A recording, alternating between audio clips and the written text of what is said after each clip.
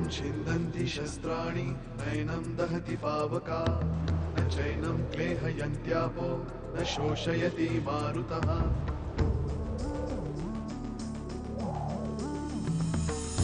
दिवसामागुणरात्र धावते सकाळ संध्याकाळ सूत्रधार जो या साऱ्याचा नावतयाचे काय तयाच्या मनात दडले नकळे कधी कुणा क्षणात होते संभव सारे क्षणापूर्वीचे असंभव असंभव असंभव असंभव. त्या व्यक्तीला फोन करायच्या आधी ना सुलेखा खूप अस्वस्थ असते. शोध घेतला पाहिजे ही व्यक्ती कोण आहे. जरी मी मुलाचा बाप झालो असलो तरी चार शहाणपणाच्या गोष्टी तुमच्याकडनं ऐकणं म्हणजे खरंच भाग्य आहे माझं. काही ठिकाणं अशी असतात की जी घडलेल्या घटनांची आठवण करून देतात, मनाच्या स्थितीची जाणीव करून देतात. दादा, ममाना सुद्धा मनीषाच्या आईला भेटायचे. मी असं करते, मनीषाच्या आईला ममांकडे बोलावून घेते. आदिनाथाचा पुनर्जन्मावर विश्वास बसला आहे, त्यामुळे अनेक गोडी उलगडत जाती आणि सगळ्यात महत्वाचं म्हणजे तू त्याच्या सोबत आहेस. ज्या ठिकाणी तुम्ही पहिल्यांदा भेटला होता त्याच ठिकाणी तुमची ही दुसरी भेट कदाचित ऐतिहासिक ठरेल. आदिनाथाला शुभ्रा भेटली होती, आता कदाचित पार्वती बहिणी भेटेल. मी नेहमी म्हणतो, प्रत्येक गोष्टीची वेळ यावी लागते. आतापर्यंत आदिनाथाचा या गोष्टींवर विश्वास नव्हता. आता या घडणाऱ्या घटनाच बघ ना.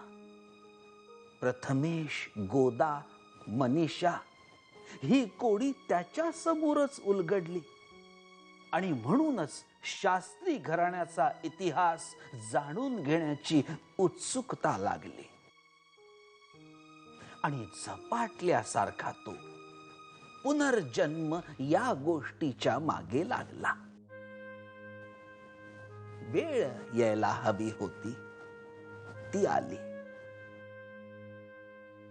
कदाचित आता स्थळही जुळून येत आहे. कुणी सांगावं. शुभ्रा, ज्या ठिकाणी तुम्ही पहिल्यांदा भेटलात तो एक योगायोग होता आणि आत्ताची तुमची ही भेट एका नव्या घटनेचा योगायोग असेल कदाचित. तेव्हा कुठलाही विचार न करता निर्धास्तपणे जा. श्रीराम श्रीराम.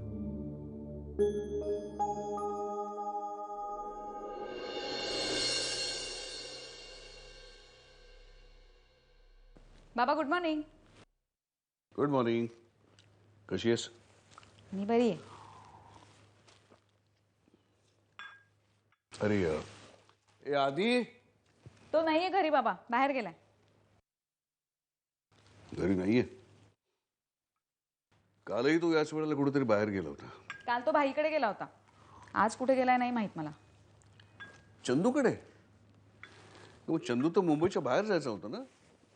हां, पण त्याचं काम भाईकडे नव्हतंच, प्रथमेशकडे होतं.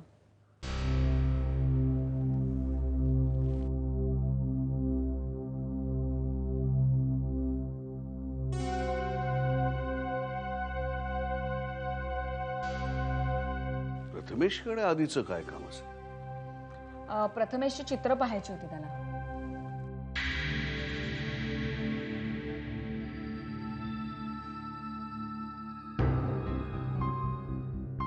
आधीची कसली तरी शोधाशोध चालू आहे. कालही तो देजाऊ वाचत होता, त्याच्यानंतर माझ्याशी बराच वेळ पुनर्जन्मावरती बोलला. हे सगळं काहीतरी विचित्र चाललंय असं नाही वाटत तुला? बाबा मला असं वाटतं कदाचित प्रथमेशच्या चित्रांमधून किंवा शुभ्राच्या वागण्यामधून किंवा आजोबांच्या बोलण्यातून तो काहीतरी मला हे सगळं जरा वेगळं प्रकरण वाटतंय. नाही, जो मुलगा योगायोगांवरती विश्वास ठेवत नाही, घडणाऱ्या प्रत्येक घटनेमागे काहीतरी शास्त्रीय कारण शोधत असतो, तो पुनर्जन्मावरती का विश्वास ठेवतोय? मला आधीशी बोललं पाहिजे. आज संध्याकाळी मी लवकर येणार आहे, तेव्हा बघ तू. हा, नाही तर तू एक काम कर ना, आधी घरी आले की मला फोन करायचा. चालेल. चल एक तुम्ही बाबा नीट जा. या. वसुधा, गेलो.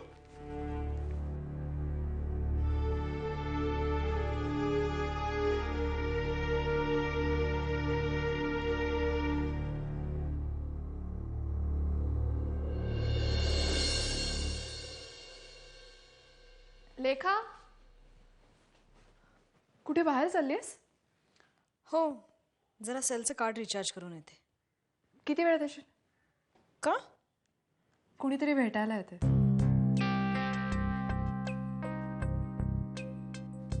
मला? आईला. कोण येते? ते मलाही नाही माहिती ग. तिला भेटायला कोणीतरी येते, मग मी कशाला उगाच मध्ये मध्ये? थांब ना, तिने सांगितलंय थांबायला. थांबलीस तर तिलाही बरं वाटेल. ठीक आहे, मी जाऊन येते. तोपर्यंत जर ते आले तर फोन कर. एक मिनिट. हॅलो. दी. हां, कोण बोलतंय? दी, मी निघते. हां. हां, कोण? मनीषाची आई? बरं, ठीक आहे, मी सांगते आईला. येशील ना लवकर? कोणाचा फोन होता? मनीषाच्या आईचा. मनीषाची आई? कुठेतरी ऐकल्यासारखं वाटतंय ना. हे नाव मला, तुला, मम्माला, सगळ्यांनाच चांगलं माहिती आहे. मनीषाची आई? मनीषाची आई? तीच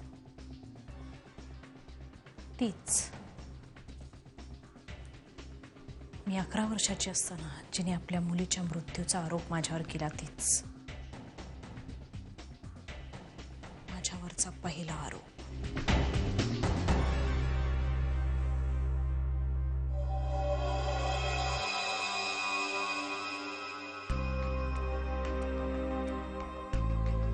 त्यानंतर आयुष्यभर सारखे आरोपच होत राहिले माझ्यावर.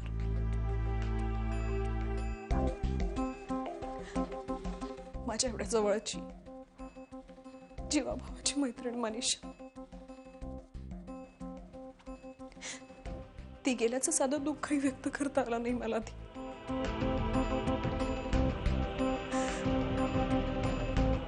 त्यानंतर माझ्या जवळची एक एक माणसं दूर होत गेली.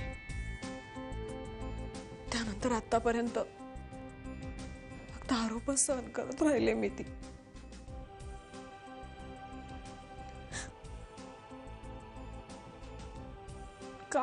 का येतात त्या मम्माला भेटायला? लेखा, कदाचित त्यांना त्यांची चूक समजली असेल ग. तुझी माफी मागायला येत असतील, म्हणूनच कदाचित आईने तुला थांबायला सांगितलं असेल. कधी येत आहेत त्या? मग संध्याकाळी तू तुझं काम आटपून येऊ शकशील. आरामात ये, घाई करू नकोस. मी आईला सांगून येते.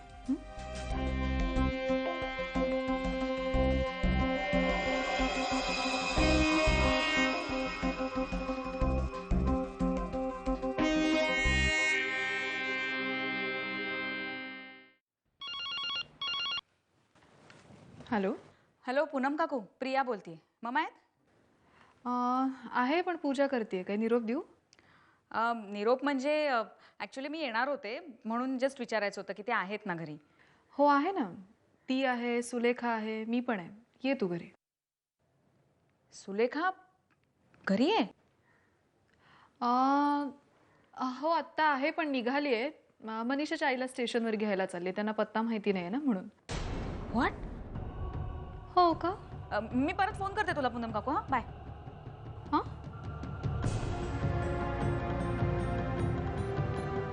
सुलेखा चालली आहे मनीषाच्या आईला पिकअप करायला.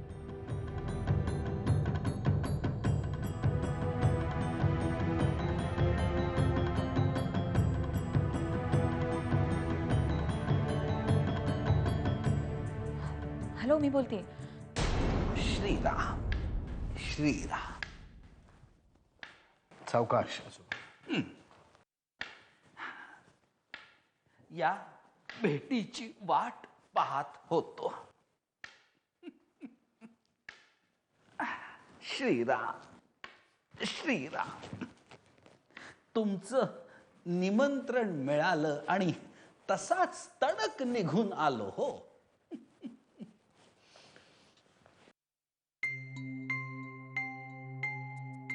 या भेटीची मलाही उत्सुकता होती.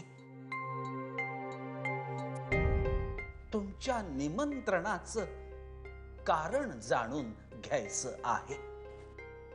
कारण प्रथमेशनं काढलेलं श्रीरंग रानडेचं चित्र. श्रीराम श्रीराम. आठवतंय आजोबा, मी तुम्हाला भेटायला तुमच्या वसईच्या वाड्यावर पहिल्यांदा आलो होतो.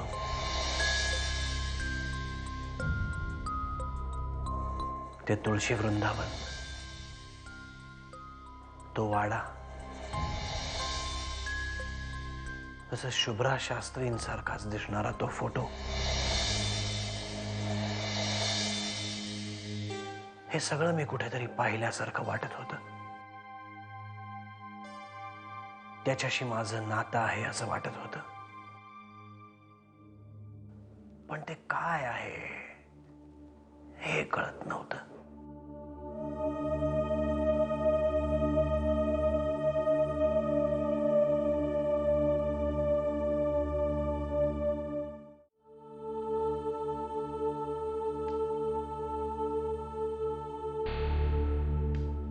माणसं अनोळखी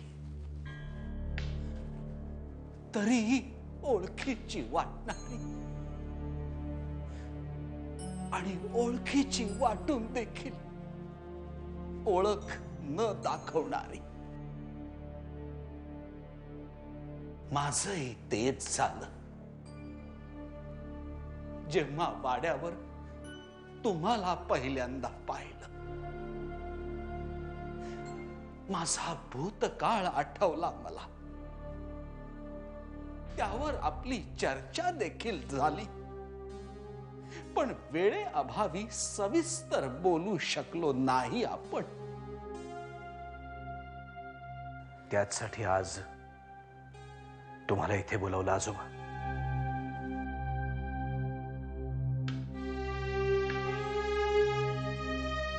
माझ्या सेशनमध्ये मिसेस शास्त्रींना भूतकाळावर कॉन्सन्ट्रेट करा असं सांगण्यामागचं एकच कारण होतं. त्यांच्या प्रश्नांची उत्तरं शोधता शोधता कदाचित मला माझ्या प्रश्नांची उत्तरं सापडतील. पण ते होऊच शकलं नाही. काही ना काही कारणांमुळे आम्ही पुढे जाऊच शकलो नाही. हजारो कुलपांनी बंद करून ठेवल्यासारखं वाटत होतं मला. मग प्रथमेशच्या पहिल्या भेटीत त्याच्या डोळ्यातली ओळख एक आशेचा किरण देऊन गेली मला. आणि त्या दिवशी त्यानं रेखाटलेलं श्रीरंग रानडेचं चित्र या हजारो कुलपांची एकमेव चावी असल्यासारखं वाटतंय मला. तसंच आहे, तसंच आहे. शुभ्राला तुम्ही डॉक्टर म्हणून भेटणं, प्रथमेशनं शुभ्राला पार्वती अशी हाक मारणं, मला आदिनाथकडे बघून त्याचं बोलणं ऐकून महादेव दादाचा भास होणं आणि पुन्हा प्रथमेशनच तुम्हाला बघून श्रीरंग रानडेचं चित्र काढणं हा निव्वळ योगायोग नाही. तुमचं विज्ञान काय सांगतं हे मला ठाऊक नाही, पण भूतकाळातील पात्र वर्तमान काळाच्या पटावर अशा नात्यांसकट कारणाशिवाय समोरासमोर येणार नाहीत. हे माझं सामान्य ज्ञान मला सांगतं. मग काय कारण आहे आजोबा या दोन जन्मांमधील नाती जुळण्याचं? आणि मुख्य म्हणजे नाती कळली, पण सगळा भूतकाळ कधी कळणार? शुभ्रा शास्त्रींना दिसणारी ती काळी सावली कोणाची? मला दिसलेले डोळ्यामध्ये विखार असलेले ते डोळे कोणाचे? त्या धावणाऱ्या बायका कोण? ती ऐकू आलेली हाक कोणाची? या सगळ्या प्रश्नांची उत्तरं कधी सापडणार, जे माझं विज्ञानही मला देऊ शकणार नाही कदाचित. प्रश्न पडलेत तर उत्तरही नक्कीच मिळतील. आत्ता कुठे ओळख होते, पण त्या पटावरचं एक मुख्य पात्र स्वतःकडेच अनोळखी नजरेनं पाहतंय. आदिनाथ. आणखीन एक पात्र ज्याला गतजन्म सगळा समजलाय, पण तो संदर्भ जोडू पाहतोय. डॉक्टर विराज सामंत. आणखीन एक पात्र ज्याला गतजन्माची सगळी माहिती आहे, पण तो व्यक्त करू शकत नाही. प्रथमेश. आणखीन एक महत्वाचं पात्र ज्याला अर्धवट गतजन्म कळला आहे. शुभ्रा. मग तुम्हाला जर पार्वती आणि शुभ्रा, महादेव आणि आदिनाथ, श्रीरंग आणि विराज यांचा संबंध माहिती आहे, तर मग प्रश्नच मिटला आजोबा. इतकं सोपं नाहीये ते. तुम्हाला जे प्रश्न पडलेत त्यापेक्षा कितीतरी मोठे प्रश्न माझ्या समोर आहेत. उद्देश. तेच चेहरे पुन्हा माझ्या समोरच का यावे? काय उद्देश आहे? माझ्या अपरोक्ष घडलेल्या घटनांचं काय? या प्रश्नांची उत्तर सापडली तर प्रश्न सुटतील. डॉक्टर. कसले प्रश्न आजोबा? अस्थि विसर्जनाहून परत आल्यावर माझ्या आई समान पार्वती वहिनीचं नाहीसं होणं, महादेव दादाची मती भ्रष्ट होणं,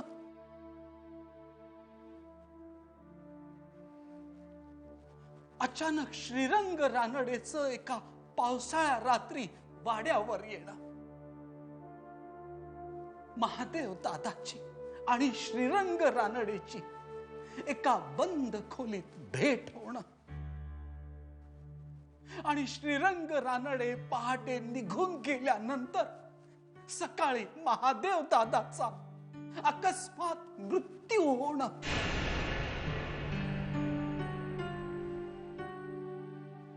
या सगळ्या प्रश्नांची उत्तरं तेव्हाच मिळतील जेव्हा हा जन्म आणि गतजन्म यांचं वर्तुळ पूर्ण होईल.